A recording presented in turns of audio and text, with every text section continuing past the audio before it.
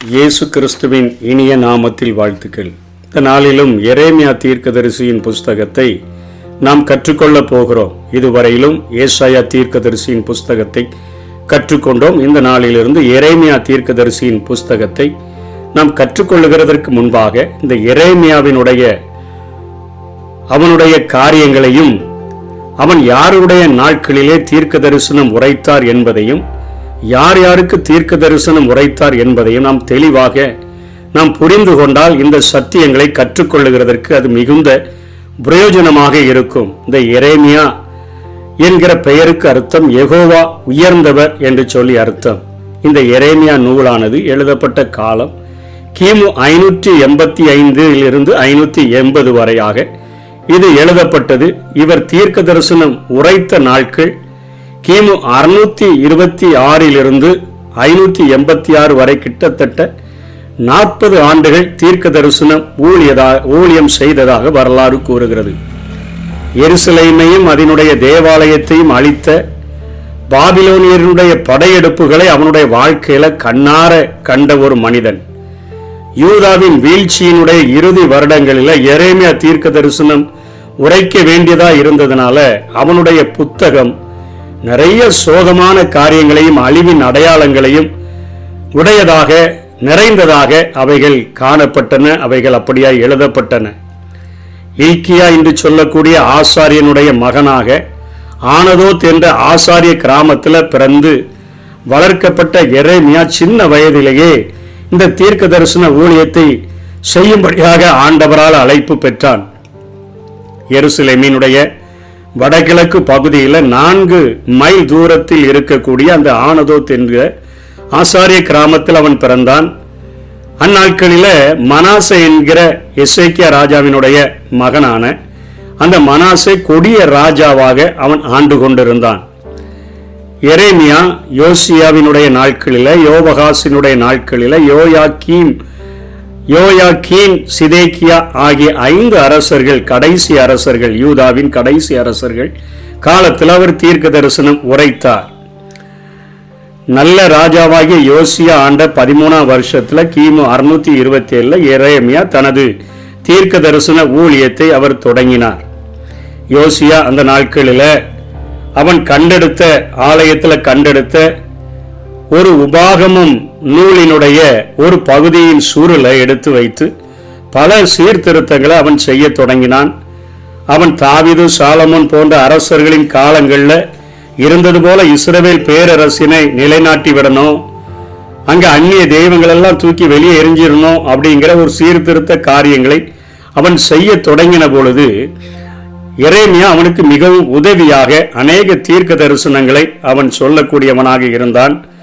ஆனாலும் கூட தேசமெங்கும் உண்மையான மனம் திரும்புதல் இல்லை என்பதையும் அவன் கண்டுகொண்டு நியாய தீர்ப்பையும் அழிவையும் குறித்து அது திடீரென வரும் என்று அவன் தீர்க்க தரிசனம் உரைக்க ஆரம்பித்து விட்டான். யோசியாவினுடைய சீர்திருத்தங்கள் மக்களின் இருதயத்தில் உண்மையான மாறுதலை கொண்டு வரவில்லை என்பதை அவன் கண்டுகொண்டு அவன் தீர்க்க தரிசனம் உரைக்க ஆரம்பித்தான். ஆகவே தான் யோசியாவினுடைய நாட்களிலேயே அவன் நல்ல ஆட்சியை கொடுக்கக்கூடியவனாக இருந்தாலும் எரேமியா அழிவை குறித்தும் நியாய தீர்ப்பை குறித்தும் தீர்க்க தரிசனம் உரைக்க ஆரம்பித்து விட்டான். இந்த நல்ல ஆட்சியை புரிந்த யோசியா கிமு 609 அவன் அங்கே மெகிதோ என்னும் இடத்துல எகிப்தியரால போர்ல அவன் கொலை செய்யப்படுகிறான்.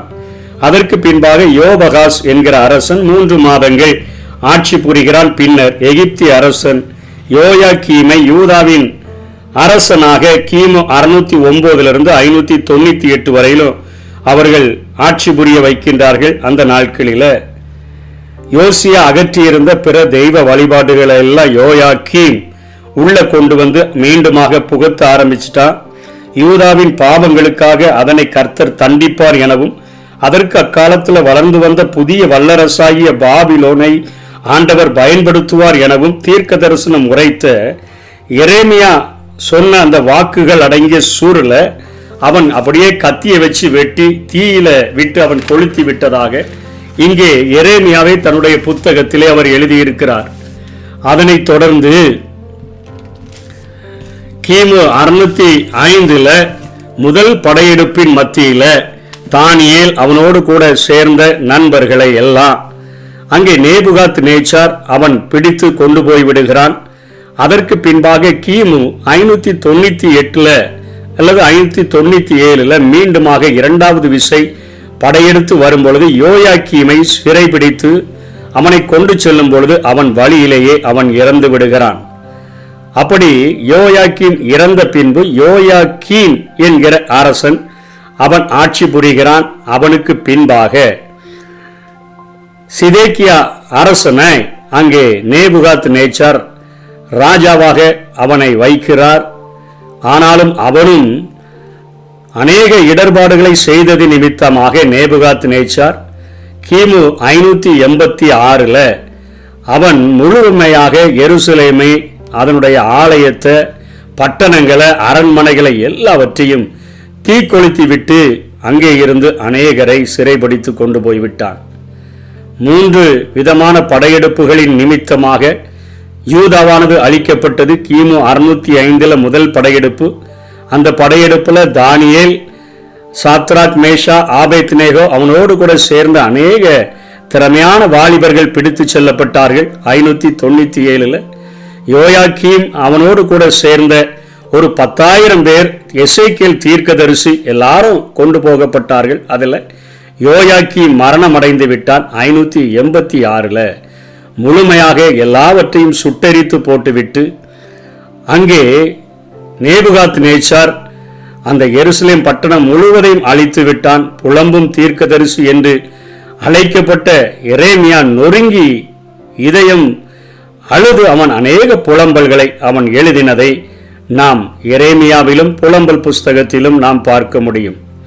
இப்படிப்பட்ட தீர்க்க தரிசனம் உரைத்த அந்த எரேமியாவினுடைய வாழ்விலிருந்து இந்த முன்னுரையிலே நாம் கற்றுக்கொள்ள வேண்டிய பாடம் என்ன அப்படின்னு சொன்னோம்னா, எரேமியாவினுடைய அழைப்பு, அவனுடைய நற்பண்புகள், அவனுடைய வெற்றிகளை நாம் கற்றுக்கொண்டோன்னு சொன்னா, இந்த நாட்களில் ஆண்டவருக்கென்று உண்மையாக ஒழுக்கமாக ஆண்டவருடைய சித்தத்தின்படி நாம் ஊழியம் செய்ய முடியும் என்பதற்காக இந்த எரேமியாவினுடைய பின்னணியை, அவனுடைய வாழ்க்கை வரலாறு, அவனுடைய ஊழியங்களை பற்றிய தன்மைகளை, அவருடைய தீர்க்க தரிசனங்களை நாம் இந்த முதல் நாள் செய்தியிலே கற்றுக்கொள்ள போகிறோம். முதலில் அவர் சின்ன வயதிலேயே அழைக்கப்பட்ட அவருக்கு ஒரு வயது பெரிய வித்தியாசம் இல்லை. ஆண்டவரால் அழைக்கப்பட்ட மனுஷன் எப்படிப்பட்ட நிலைமையிலும், எந்த ஒரு சூழ்நிலையிலும், எந்த வயதிலையும் அவன் பயன்படுத்தப்பட முடியும் என்பதற்கு எரேமியா ஒரு நல்ல ஒரு எடுத்துக்காட்டாக விளங்கினார்.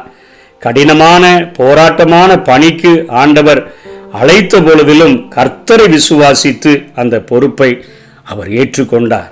இதுதான் அவர் செய்த முதல் காரியம். கடினமான போராட்டமான ஒரு பணிதான் தேவனுடைய ஊழியம். இன்றைக்கு இருப்பது போல அல்ல. அழைத்த போது கர்த்தரை விசுவாசித்து அந்த பணியை பொறுப்பேற்று கொண்டார். அரசர்கள், அரசு அலுவலர்கள், கள்ள தீர்க்கதரிசிகள், ஆலய அலுவலர்கள், மக்கள் எல்லாரையும் அவர்கள் எதிர்த்து பேசின போதிலும் தனது வாழ்நாள் முழுவதும் கர்த்தருக்கு உண்மையாக இருந்து ஊழியத்தை அவர் நிறைவேற்றுகிறவராக இருந்தார்.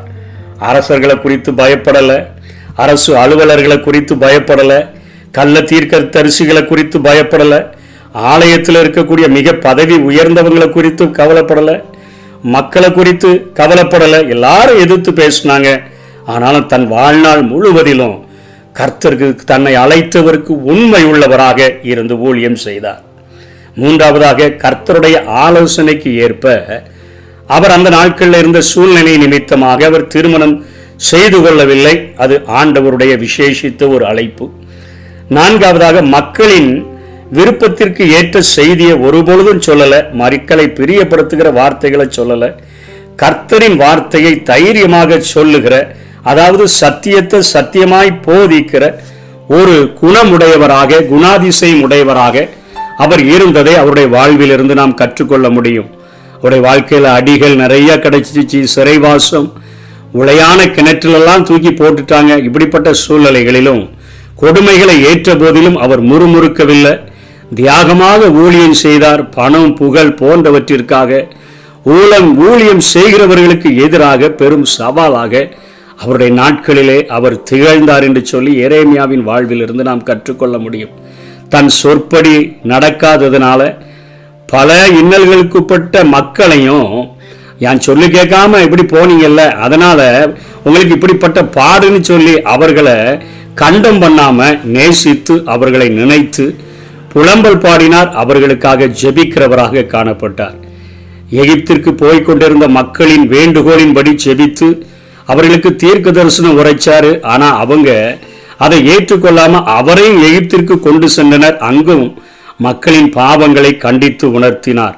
கர்த்தர் அளித்த பணியை உத்தமமாக முழு மனதோடு தன்னுடைய வாழ்நாள் முழுவதும் செய்து முடித்த எரேமியா இன்றைக்கும் நமக்கு ஒரு சவாலாக காணப்படுகிறார். ஊழியம் செய்கிற ஒவ்வொருவருக்கும் அவர் ஒரு முன்னோடியாக காணப்படுகிறார். அவருடைய அந்த வாழ்க்கையை கற்றுக்கொண்டு அவருடைய பெயருக்கேற்ப யெகோவா உயர்ந்தவர் என்கிறதை தன்னுடைய வாழ்வினுடைய கடைசி பகுதி வரையிலும் நான் சிறுகவும் அவர் பெருகவும் வேண்டும் என்கிற ஒரு மனப்பான்மையிலேயே அவர் ஏற்றுக்கொண்ட, அவர் பெற்றுக்கொண்ட, அவர் அர்ப்பணித்த அந்த ஊழியத்தை எத்தனை சிரமம் வந்தாலும், எத்தனை போராட்டம் வந்தாலும், குடும்பமே எதிர்த்து நின்றாலும், நண்பர்கள் எதிர்த்து நின்றாலும், நம்பியிருந்த ஜனங்கள் எதிர்த்து நின்றாலும், அரசர்கள் எதிர்த்து நின்றாலும், ஆசாரியர்கள் எதிர்த்து நின்றாலும், கள்ள தீர்க்கதரிசிகள் எதிர்த்து நின்றாலும், ஆண்டவருடைய சித்தத்தை மாத்திரம் செய்து வெற்றிகரமாக அந்த ஊழியத்தை அவர் செய்தார். அவருடைய வாழ்நாட்களில் அவர் கல்லால எரிந்து அவர் கொலை செய்யப்பட்டார் என்று சொல்லி அவரை குறித்து வாழ்க்கை வரலாறு கூறுகிறது. ஆண்டவருக்காக ஒரு இரத்த சாட்சியாய் மரிக்கிற அந்த நிலைமையிலும் கூட உண்மையாக வாழ்ந்து ஆண்டவருடைய பணியை செய்து முடித்தார். இன்றைக்கு நம்முடைய வாழ்க்கையிலும் ஆண்டவருடைய சத்தத்தை தனிமேல அவரோடு கூட அமர்ந்திருந்து கேட்டு அவர் என்ன காரியத்தை செய்ய சொல்லுகிறாரோ அவருடைய வார்த்தைகளை புரிந்து கொண்டு இந்த உலகத்தில் எந்த ஒரு சூழ்நிலைகளுக்கும் பயப்படாதபடி அவருடைய வார்த்தைகளை விதைப்போம். அவருக்கு பிரியமுள்ளவர்களாக உள்ளவர்களாக நடப்போம். அவர் தருகிற பலனை பெற்றுக்கொள்வோம். கர்த்தர் தாமே நம்மை ஆசீர்வதிப்பாராக. ஆமென்.